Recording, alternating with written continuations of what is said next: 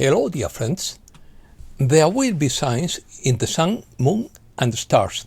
Luke 21:25. Opinion piece. Golden destiny.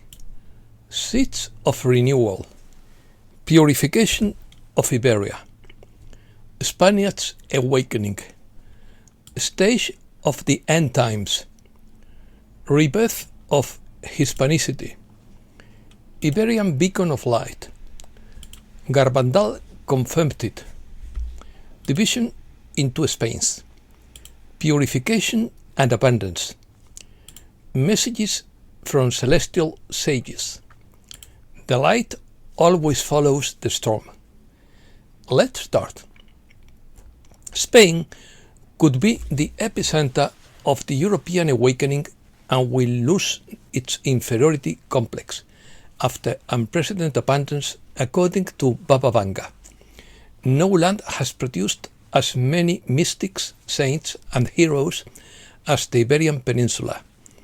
It is shaped like a heart and a pentagon, and therefore has divine protection.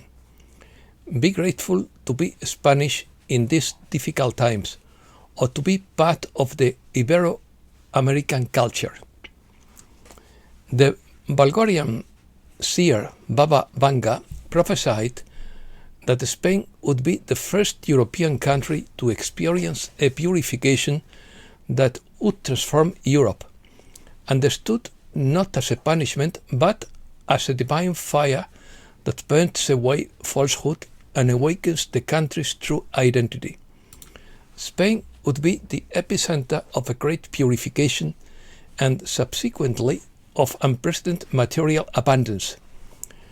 This is linked to the Marian apparitions of Garbandal, Cantabria, where 4 girls received messages about a global warning, a great visible miracle, and a possible conditional punishment, interpreting this as the beginning of said purification in Spain due to its long history of mysticism.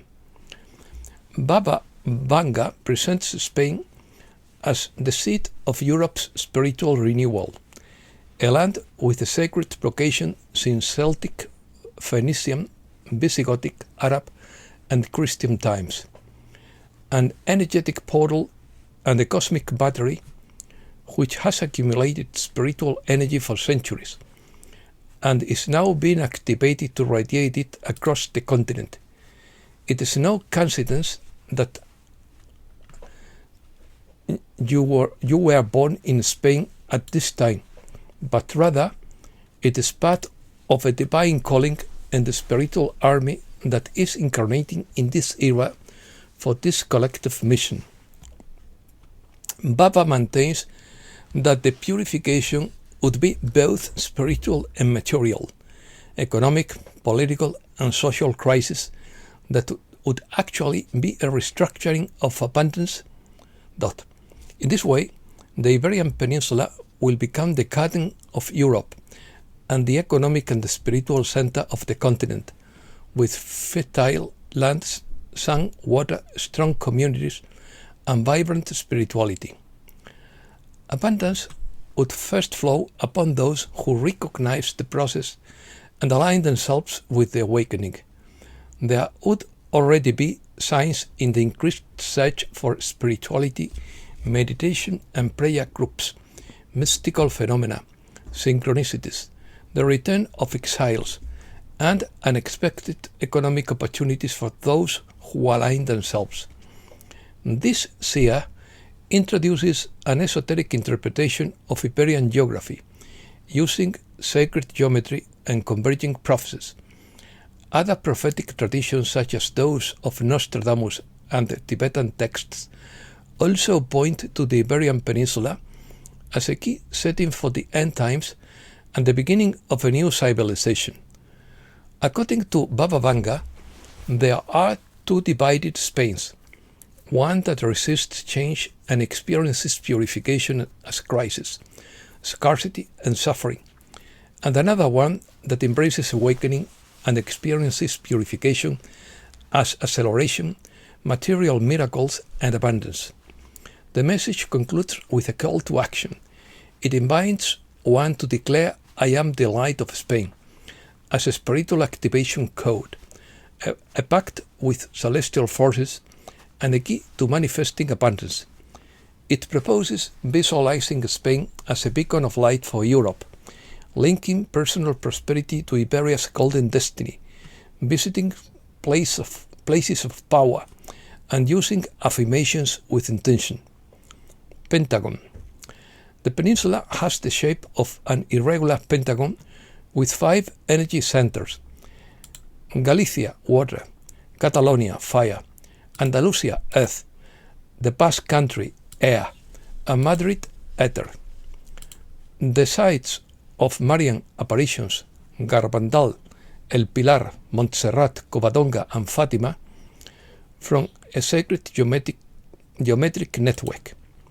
The 5 vertices of the approximate pentagon formed by the Iberia Peninsula correspond to Cape Saint Vicent in Portugal, Estaca de Bares in A Coruña, Cape Creus in Girona, Cape Gaeta in Almería, and Punta de Tarifa in Cádiz. José García Álvarez, born in Roquetas de Mar, Almería, announced signs and future events based on his interpretation of Nostradamus and on messages he received. He suggests that Almería would be an important area in events of global transformation. In 1975, he came into contact with celestial sages who helped him interpret the prophecies. Everything will happen until a new hope and universal brotherhood are achieved. In his view, the second coming of Jesus will mark an era of spiritual transformation and purification. Other prophecies. Prophecies concerning Spain often include themes of crisis, with a call to faith and warnings about the consequences of the country's moral and spiritual decline.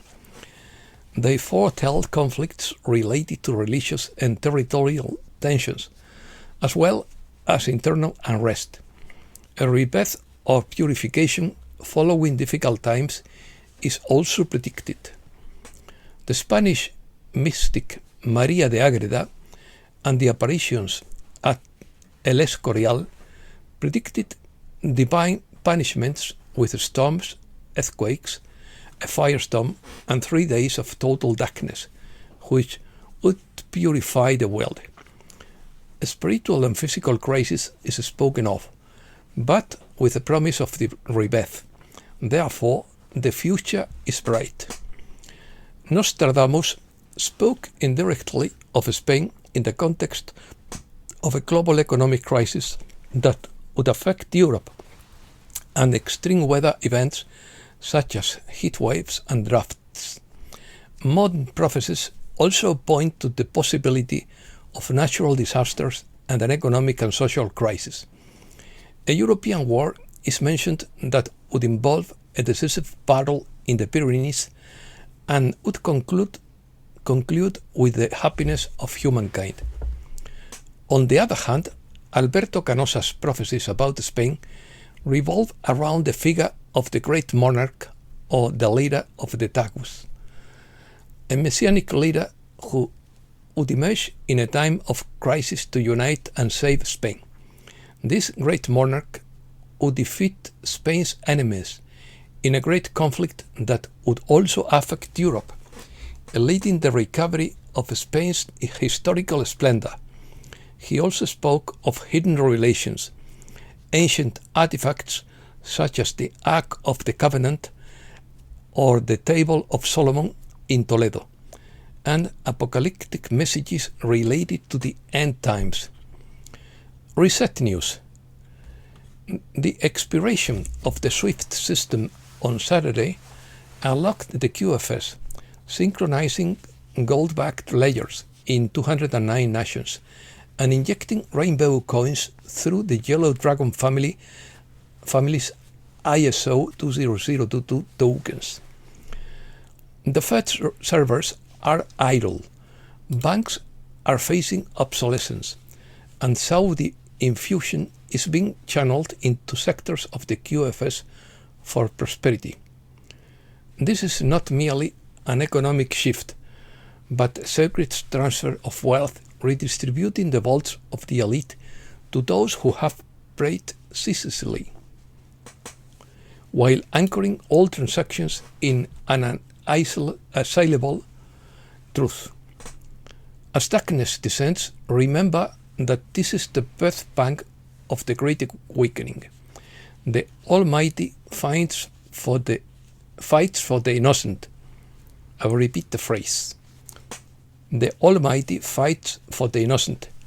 Light always follows the storm. Governments will not announce the QFS. They will implement it step by step, discreetly and methodically. You won't see breaking news. You will see maintenance updates from banks. You will see scheduled improvements to cross-border payment systems. You will see modernization of compliance with ISO 20022. Behind that language, a complete reconstruction of how value moves from manual reconciliation to verified transparency. Migration to ISO 20022. Governments and central banks are standardizing messaging formats, the same structure used by the QFS. Institutions are starting to use this decentralized liquidity pools to make payments faster and cheaper. No fanfare, no launch date, just quiet updates that change everything. By the time the public notices, it will be up and running. One day, you will wake up and realize that payments, data formats, and verifications are already speaking the language of the QFS. Signs. Ukrainian officials accept the peace agreement. The war is nearing its end. This is the moment the old system fails and the new one kicks in. You are watching it reset in real time. And we know calls for unity, vigilance, and faith, urging people to maintain hope and commitment to justice and accountability even in turbulent times. The wicked are aware that people have awakened to what has been happening for millennia. They never imagined we would manage to reclaim power, and they face troubling times, according to Salusa of Syria. Message from Mr. Whiplash. Do not live in fear. Have faith that we have this under control. It doesn't matter what the demons plan, because we already know what they are going to do. They will be shown a glimpse of their plans. There we will be shown a glimpse of their plans, and then we'll deal with it. It has to be this way. You can't tell people what's happening because they wouldn't believe it. You have to show them so it will happen again. It will not happen again. Old Man in the desert highlights a spiritual awakening brewing among the population and exposes the existence of opposing factions that manipulate reality to control people. It also suggests a profound planetary transformation is underway, urging a higher and more critical awareness of official information. Chaotic and disordered ascension, according to Vidya Fraser. The ascension energy is intensifying as we move toward the end of this year. It's no wonder that you sometimes feel drained, exhausted, hopeless, or fearful for no apparent reason. And then suddenly you might also feel happy, free, or optimistic, also for no apparent reason. If so, you can know you are going through an ascension rebirth, and like all births, it's often a chaotic and messy process. And that's all for today. Thanks a lot, dear friends.